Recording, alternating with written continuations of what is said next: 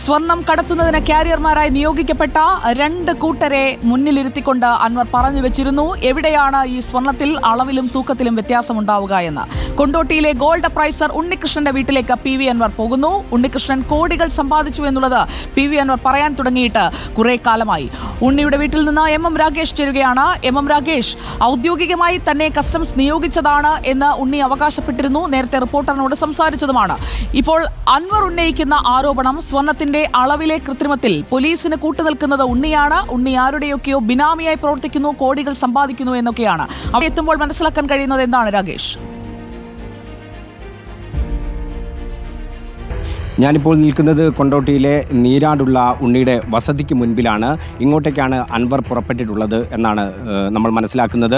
അൻവർ അല്പസമയത്തിനകം ഇവിടെ എത്തും. ഇപ്പോൾ കൊണ്ടോട്ടിയിലെ നീരാടുള്ള ഉണ്ണിയുടെ വീടാണ് നമ്മൾ കാണിക്കുന്നത്. സാധാരണ ഒരു സ്വർണ്ണപ്പണിക്കാരൻ അദ്ദേഹം ഉണ്ടാക്കുന്ന വീടല്ല ഇവിടെ ഉണ്ടാക്കിയിട്ടുള്ളത്. അല്ലെങ്കിൽ അദ്ദേഹം സമ്പാദിച്ചിട്ടുള്ള സ്വത്തിനെ സംബന്ധിച്ച് വലിയ തരത്തിലുള്ള വിമർശനമാണ് PV അൻവർ ഉന്നയിച്ചിട്ടുള്ളത്. നമ്മളിപ്പോൾ കണ്ടുകൊണ്ടിരിക്കുന്നത് നീരാടുള്ള ഉണ്ണിയുടെ വീടാണ്. ഈ വീട്ടിലേക്കാണ് ഇപ്പോൾ അൻവർ പുറപ്പെട്ടിട്ടുള്ളത് എന്നുള്ളതാണ് നമ്മൾ മനസ്സിലാക്കുന്നത്. സുജയ, അൻവർ വരും ദിവസങ്ങളിൽ കൂടുതൽ തീപ്പന്തമാകുമെന്നുള്ള സൂചനയാണ് നൽകുന്നത്. ആക്ഷനിലേക്ക് കടക്കുന്നു. ഒപ്പം തന്നെ ഇത്തരത്തിലുള്ള തെളിവുകൾ പുറത്തുവിടുന്നു. നേരിട്ട് അതെല്ലാം തന്നെ മാധ്യമപ്രവർത്തകരെ കാണിക്കാനുള്ള ശ്രമങ്ങൾ നടത്തുന്നു. വരും ദിവസങ്ങളിൽ പുതിയ രാഷ്ട്രീയ പാർട്ടിയെക്കുറിച്ചുള്ള സൂചനകളും അൻവർ നൽകുന്നുണ്ട്. അൻവർ ഇത്തരം വിഷയത്തിൽ ഇനി എത്രമാത്രമായിരിക്കും, ഇതുവരെ തനിക്ക് നിയന്ത്രണമുണ്ടായിരുന്നു, എന്നാൽ ഇനി തൻ്റെ മേലിൽ യാതൊരു നിയന്ത്രണങ്ങളുമില്ല, തന്നെ തുറന്നു വിട്ടിരിക്കുകയാണ്. അതുകൊണ്ട് തന്നെ ഞാൻ പറഞ്ഞുകൊണ്ടേയിരിക്കും, തന്നാലാവും വിധം യുവാക്കളുടെ ഭാഗത്ത് നിന്ന് വലിയ തരത്തിലുള്ള പിന്തുണയുണ്ടാകുമെന്നുള്ള കാര്യവുമാണ് അൻവർ പറഞ്ഞുകൊണ്ടിരിക്കുന്നത്. സുജയ. ഓക്കെ, PV അൻവർ ഉണ്ണികൃഷ്ണന്റെ വീട്ടിലേക്ക് എത്തുകയാണ്. ആ വീടാണ് ഇപ്പോൾ ദൃശ്യങ്ങളിൽ കാണുന്നത്. ഗോൾഡ് അപ്രൈസർ ഉണ്ണികൃഷ്ണൻ കോടികൾ സമ്പാദിച്ചു. അത് ഈ വഴിവിട്ട നീക്കങ്ങൾക്ക് കൂട്ടുനിന്നുകൊണ്ടാണ്. സ്വർണത്തിന്റെ അളവിലും തൂക്കത്തിലും വരുന്ന കൃത്രിമത്തിന് കൂട്ടുനിന്നുകൊണ്ടാണ് ഉണ്ണികൃഷ്ണൻ വലിയ സമ്പന്നനായി മാറിയത് എന്നതാണ് PV അൻവർ MLA-യുടെ ആരോപണം. ഇക്കാര്യങ്ങൾ പുറത്തു കൊണ്ടുവരാനായി അവിടേക്ക് താൻ കൊണ്ടോട്ടിയിലേക്ക് വരുന്നുവെന്നാണ് PV അൻവർ വ്യക്തമാക്കിയത്. R. ശ്രീജിത്ത് നമുക്കൊപ്പമുണ്ട്.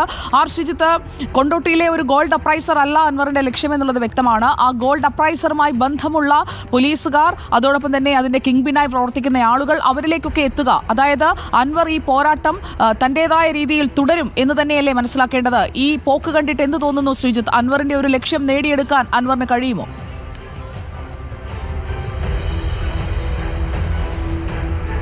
CPM-ൽ നിന്ന് സ്വതന്ത്രനായതോടെ കൂടുതൽ സ്വാതന്ത്ര്യത്തോടെ ഇത്തരം കാര്യങ്ങളിൽ ഇടപെടാൻ അൻവറിന് സ്വാതന്ത്ര്യവും സാവകാശവും ലഭിക്കുന്നു എന്ന് വേണം കരുതാൻ. അതാണ് അദ്ദേഹത്തിൻ്റെ തുടർ നീക്കങ്ങൾക്ക് ഇത്ര ചടുലത ഉണ്ടാകുന്നതിന് ഉള്ള കാരണം. ഗോൾഡ് അപ്രൈസർ ഉണ്ണിയുമായി ബന്ധപ്പെട്ട് നേരത്തെ തന്നെ അൻവർ ആരോപണം ഉന്നയിച്ചതാണ്. അദ്ദേഹത്തിൻ്റെ ആദ്യ വാർത്താ സമ്മേളനത്തിൽ തന്നെ അതുമായി ബന്ധപ്പെട്ട സൂചനയുണ്ടായിരുന്നു. ഇത്തരം കാര്യങ്ങളെപ്പറ്റി താൻ കൂടുതൽ കാര്യങ്ങൾ പിന്നീട് വെളിപ്പെടുത്തുമെന്നും പ്രഖ്യാപിച്ചിരുന്നു. എന്നാൽ അദ്ദേഹത്തിൻ്റെ ഈ ആദ്യ വാർത്താ സമ്മേളനം തന്നെ ഉണ്ടാക്കിയ കോലാഹലങ്ങൾ വൻ വിവാദമായി മാറിയതോടെ അതിനൊന്നും സമയം ലഭിക്കാതെ വന്നു എന്ന് വേണം കരുതാൻ. എന്തായാലും ഇപ്പോൾ ഈ ഉണ്ണിയുടെ വീട് തേടി, അല്ല അദ്ദേഹത്തിൻ്റെ സാമ്പത്തിക സ്രോതസ്സുകളുടെ ഉറവിടം തേടിയുള്ള അൻവറിൻ്റെ അന്വേഷണം ആരംഭിക്കുമ്പോൾ ഈ കേസ് അന്വേഷിക്കുന്ന പോലീസ് സംഘത്തിന് മേലും ഒരു സമ്മർദ്ദം വരികയാണ്. അതായത് അൻവർ ചൂണ്ടിക്കാണിക്കുന്ന വിഷയങ്ങളിൽ അതിന് അടുപ്പിച്ചെങ്കിലുമുള്ള ന്യായയുക്തമായ കണ്ടെത്തലുകൾ ഉണ്ടായില്ലെങ്കിൽ അതും മറ്റ് ആക്ഷേപങ്ങൾക്കും മറ്റ് സഹായം ചെയ്തു എന്നുള്ള പരാതികൾക്കും ഇടയാക്കും. അതാണ് പോലീസിന് മേലും അന്വേഷണ സംഘത്തിന് മേലും സമ്മർദ്ദമായി വരുന്നത്. എന്നാൽ ഒരു വ്യക്തിയുടെ സ്രോതസ് തേടി അല്ലെങ്കിൽ സാമ്പത്തിക നില തേടി ഒരു ജനപ്രതിനിധിക്ക് എത്രമാത്രം ഇറങ്ങാൻ കഴിയും, അല്ലെങ്കിൽ അങ്ങനെ ഇറങ്ങുന്നത് ഒരാളുടെ സ്വകാര്യതയിലേക്കുള്ള കടന്നുകയറ്റമാണോ തുടങ്ങിയ ചോദ്യങ്ങളും ഇതോടൊപ്പം തന്നെ ഉയരാനുള്ള എല്ലാ സാധ്യതകളുമുണ്ട്. കാരണം അദ്ദേഹം വീട് സമ്പാദിക്കുന്നു എന്ന കാര്യം ഒരെങ്കിലും MLA വന്ന് ചോദിച്ചാൽ ബോധ്യപ്പെടുത്തേണ്ട ബാധ്യത ഒരു പൗരനുമില്ല. എന്നാൽ അത് അത്തരം ചോദ്യങ്ങളും ഇതുമായി ബന്ധപ്പെട്ട് ഉയരാനുള്ള എല്ലാ സാധ്യതകളുമുണ്ട്.